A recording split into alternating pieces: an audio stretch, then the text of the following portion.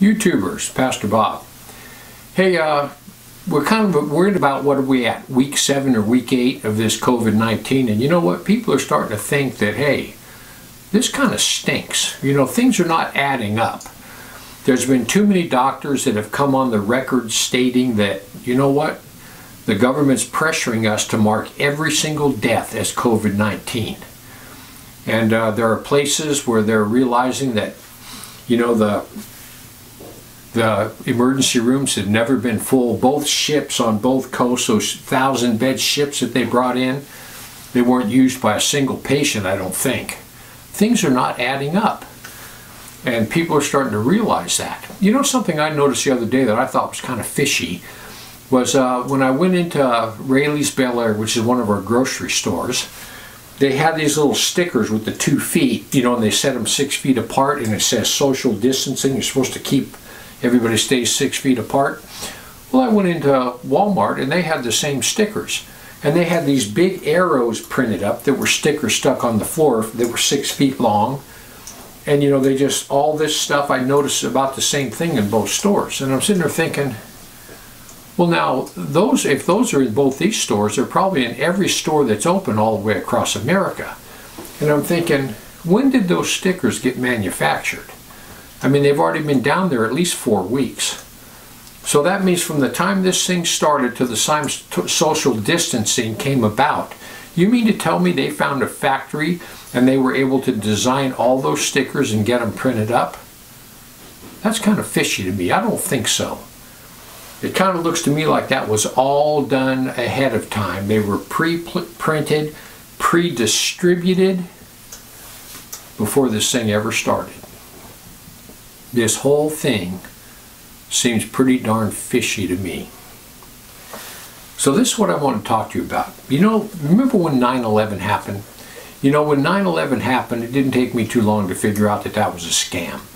Once I discovered that Building 7 was not hit by one single thing, and that afternoon, you know, the CNN reporter was sitting there talking about Building 7 had already collapsed, but yet you could see Building 7 over her shoulder. It hadn't collapsed yet.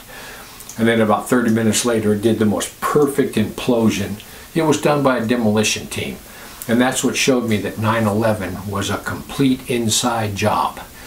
And I realized then that if George W. Bush would kill 3,000 of his own citizens, knowing full well what was going on, if they could pull off that, they could pull off anything. And this COVID-19 is him just pulling off something on a grander scale. When 9/11 happened, a couple of things came about that. First of all, the Patriot Act. They could completely do anything they wanted to regardless of the Constitution. After that, the TSA came about, totally restricting our travel. You go in to fly on any airplane, you can't take any shampoo, you can't take nothing. They can virtually strip search you for no reason whatsoever. So we had the whole TSA come about to restrict all airline travel. And then we had the Department of Homeland Security, which is nothing more than a military arm to keep the citizens under control. So we had those 3 things, the Patriot Act,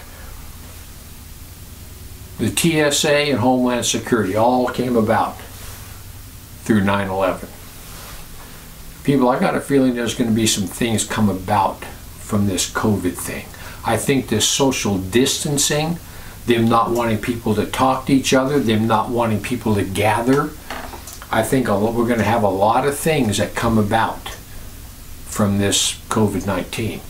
It wouldn't surprise me a bit. They're already talking about how I've heard doctors say that we need to come out with these handheld thermometers. Every school, every store, every business, every workplace, everything.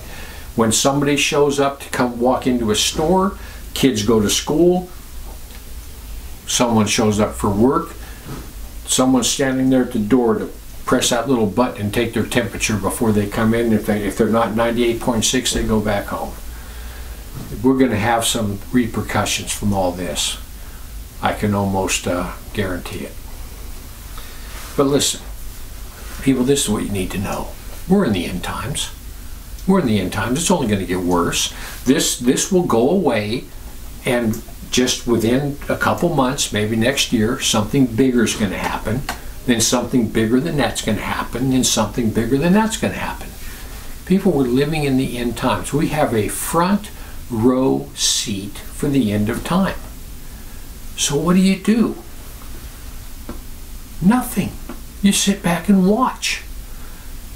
Number one, you don't need to be fearful. You don't need to fear anything. God's in control. Don't fear anything. Just be about the Lord's work. Be witnessing to people. Be telling people, look, don't fear. God's in control. This is the greatest witnessing opportunity ever. And you know what? I pray every night. When I pray, Lord, I pray that you will give every born-again believer the boldness to witness like they've never witnessed before. The fields are white, ready to harvest. You need to be a part of that. You know something else that we did with this COVID-19? The entire Islamic world is sitting back, watching. And they're going, hey, you want to bring down the West? You don't do it with a gun. You don't do it with a terrorist bomb. You want to stop these people? Looks to me like all you got to do is go into some lab and invent this turbo bug that's going to wipe everybody out. And all you got to do is unleash it in a couple of cities, and they'll shut down the whole country, and all these people will run into their houses. You don't think that the Islamic world's been watching? Well, they have. People, listen. It's only going to get worse, and it's never going to get better. I believe we're in the end times, and just sit back. Sit back, watch it all unfold. And people, I know it's not easy to watch all this unfold. This times are going to get rough. Right now, it looks like 25% of Americans have lost their jobs, and those jobs might not be coming back. I mean, times are going to get hard. But God's in control. Fear not, God's in control. The Bible says very plainly that no matter what happens, God's going to take care of you. If you're God's child, He will take care of you. That's an absolute promise. Anyway, listen. That's all I wanted to tell you was fear not. Things are only going to get worse. They're not going to get better. Fear not.